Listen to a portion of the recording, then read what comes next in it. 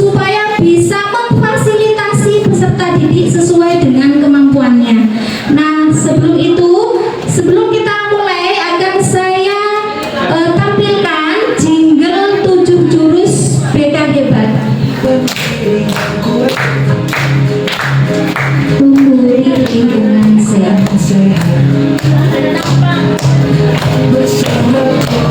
Hebat, penuh cinta dan bersahabat. Gunakan 7 jurus, kenali potensi, kelola emosi, tumbuhkan resiliensi. Kemenangannya Bapak Ibu Guru.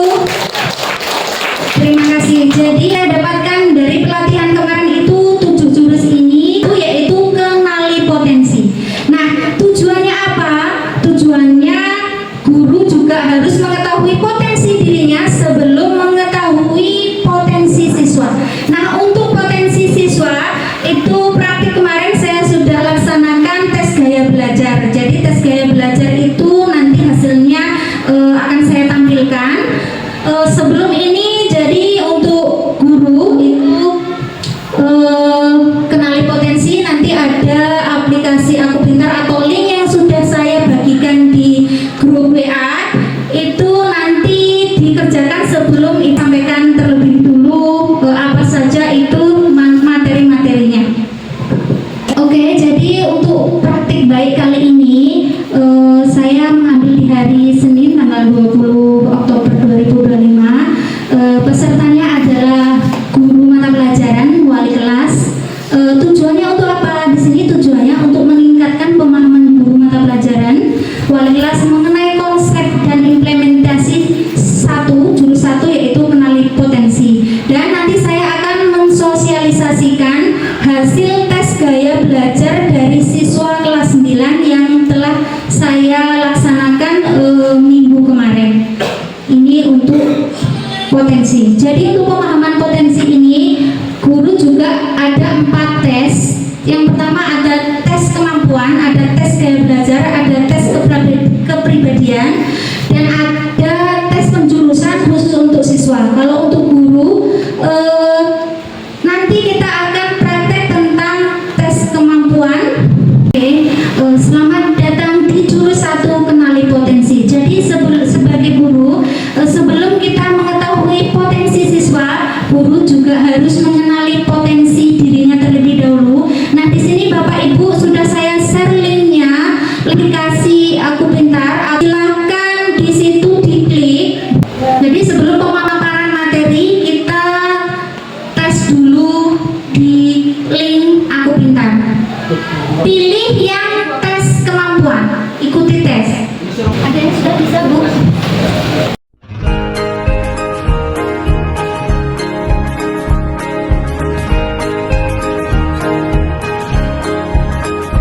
Bapak Ibu sudah selesai mengerjakan link di aplikasi Aku Pintar? Nah, sudah selesai hasil asesmennya atau hasil dari tes kemampuan tadi, apakah sudah sesuai dengan kepribadian yang Bapak Ibu rasakan?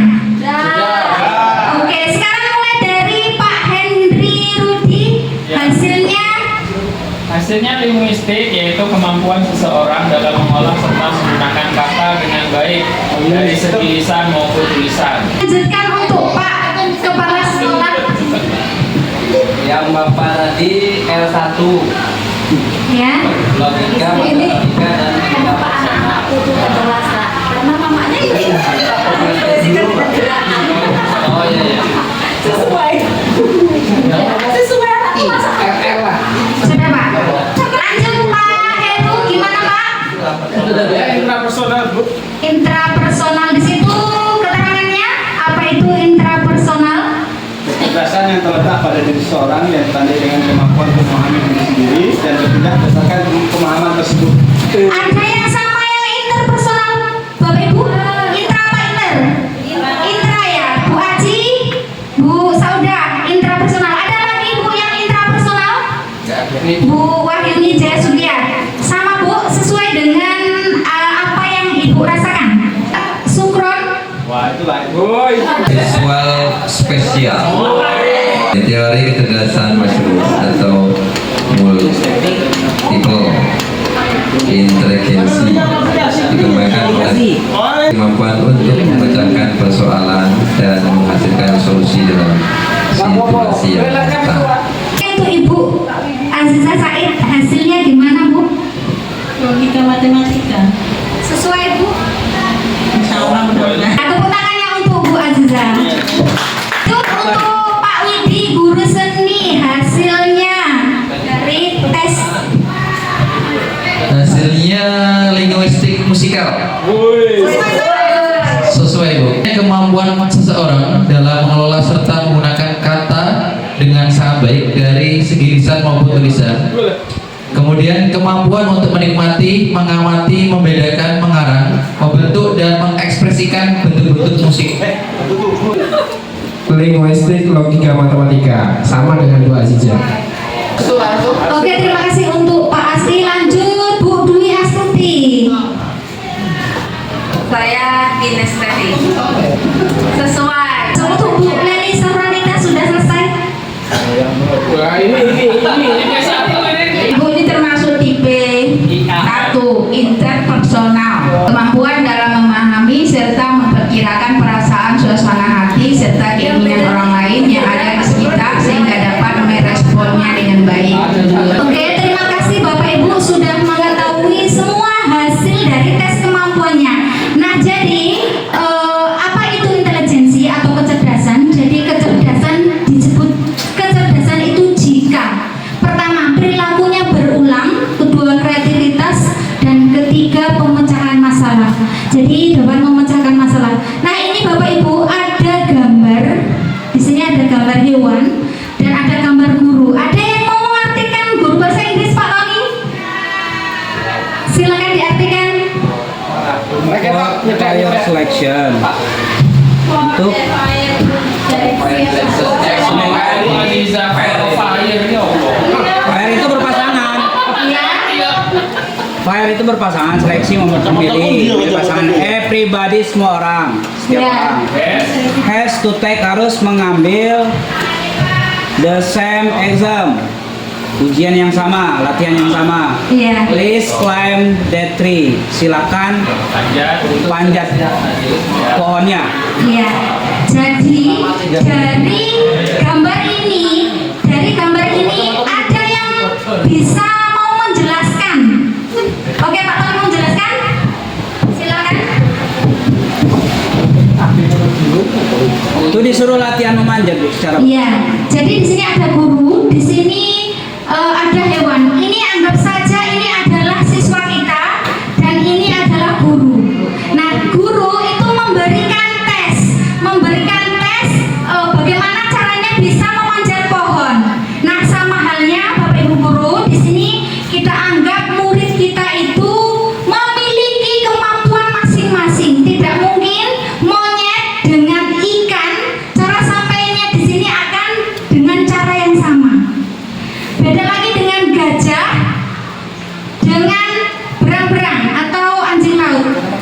Caranya akan sampai di pohon otomatis caranya juga berbeda. Nah, maksud dari gambar ini Bapak Ibu, kita harus mengetahui potensi yang ada di dalam diri murid atau peserta didik. Jadi gaya belajar setiap siswa, setiap peserta didik itu berbeda-beda. Jadi kita tidak bisa menyamakan semua harus sampai ke tujuan dengan cara yang sama. Maksudnya seperti itu. Kalau monyet mungkin akan cepat akan sampai di pohon, berbeda dengan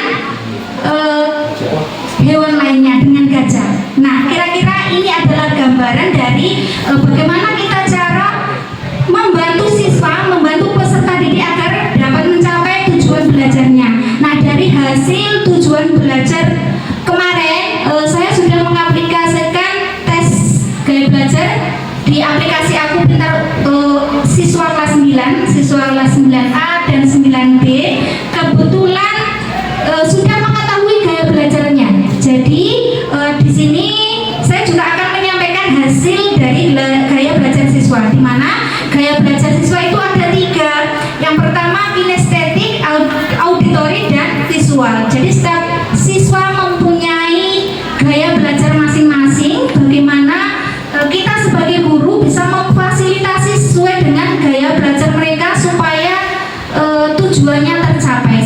halnya dengan gambaran yang hewan tadi.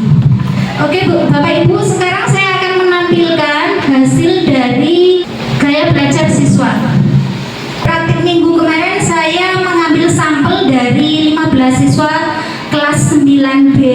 Telah saya lakukan asesmen menggunakan aplikasi Aku Pintar, dan di sini tujuannya untuk mengidentifikasi gaya belajar siswa, baik itu visual, auditory maupun kinestetik. Yang kedua, membantu siswa mengenali cara belajar yang paling efektif bagi dirinya agar siswa dapat menyesuaikan strategi belajarnya dengan kekuatan dan preferensi. Jadi hasilnya ini juga akan saya sampaikan ke guru kelas, wali kelas, dan guru mata pelajaran.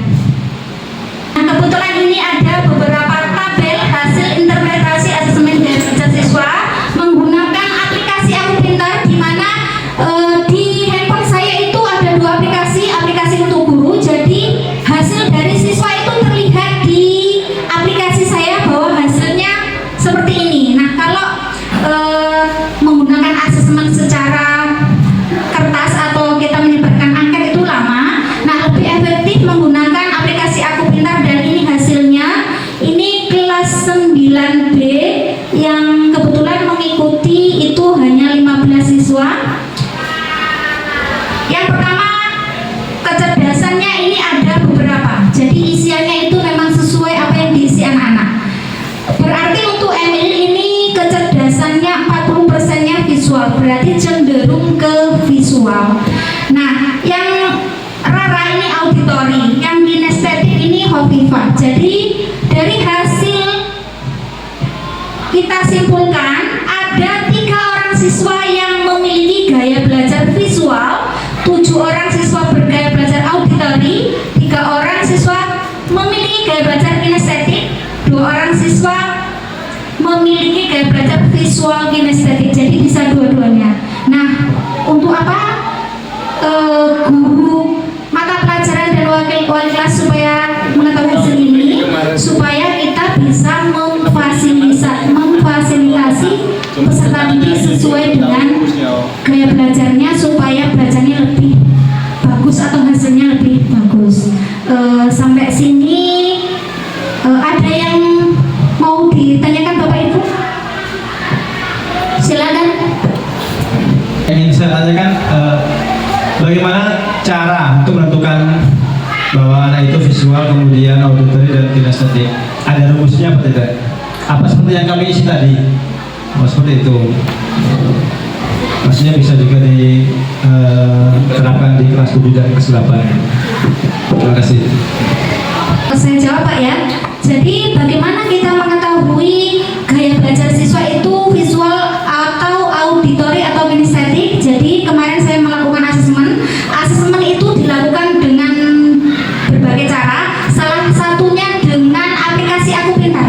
Nah, aplikasi Aku Pintar ini hasilnya lebih cepat dan tidak menghabiskan kertas. Kalau kita asesmennya pakai menggunakan angket itu sangat lama sekali. Nah, kebetulan aplikasi Aku Pintar itu bisa diunduh di Play Store. Jadi kalau untuk guru itu ngunduhnya aplikasi Aku Pintar Guru. Kalau untuk siswa itu cuma aplikasi Aku Pintar saja. Nah, hasilnya nanti di handphone saya, misalkan Bapak mau ngunduh Aku Pintar Guru, itu masuk di teman Bapak siswa-siswa siapa saja yang hasilnya itu kinestetik, auditory atau visual. Nah, pertanyaannya sama dengan Bapak Ibu yang isi tadi, cuman disitu kan ada 4: tes gaya belajar, tes kemampuan, tes kepribadian, dan tes penjurusan. Kebetulan Bapak pilihnya tadi yang tes kemampuan. Kalau untuk mengetahui tes gaya belajar berarti pilihnya tes gaya belajar. Nah, hasilnya apakah sesuai? Itu berarti jawabannya kalau ngisinya secara sungguh-sungguh itu pasti sesuai. Seperti misalkan Bu Aziza Said sama Pak Asri, kecerdasannya tentang kecerdasan matematis. Jadi memang hasilnya itu sesuai isian yang Bapak isi. Itu. Ada lagi? Ada tambahan Pak? Ada yang mau ditanyakan lagi?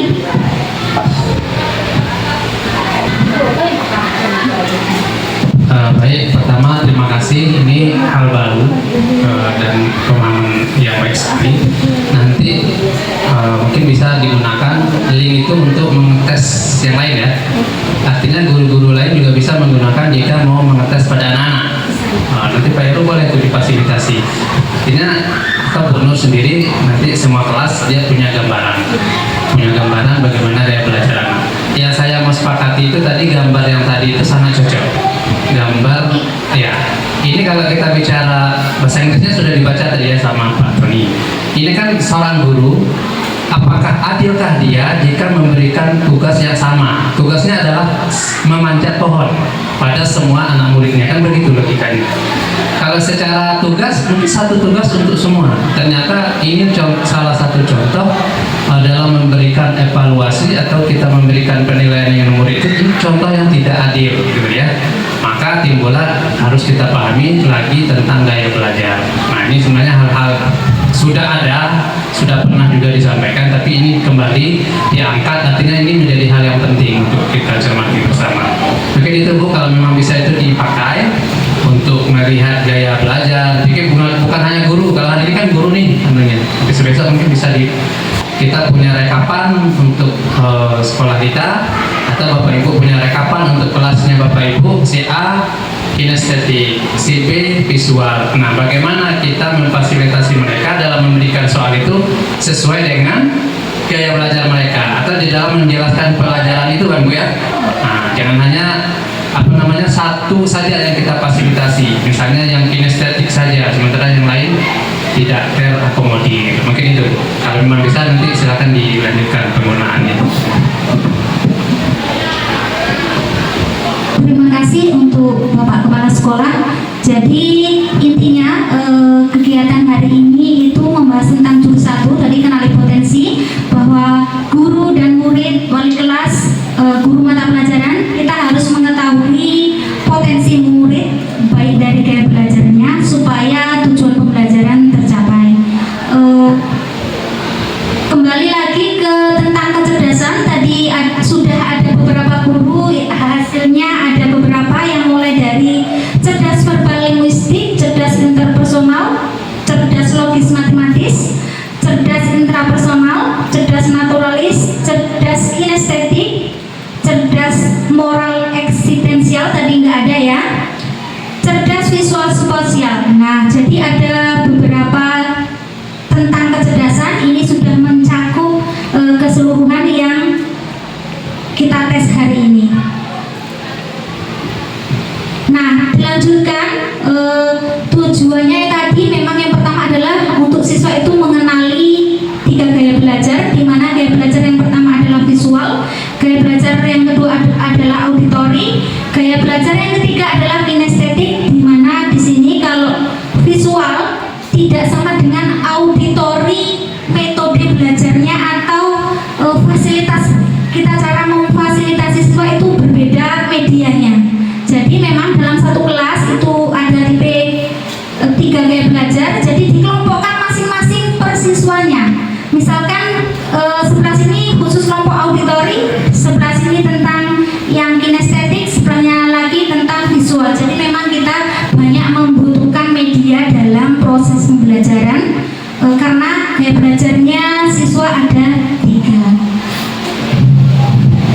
Nah, untuk tes selanjutnya mungkin untuk siswa ada tes karir masa depan. Sampai sini Bapak Ibu ada yang mau ditambahkan lagi sebelum saya akhiri pertemuan hari ini. Bapak Ibu, terima kasih.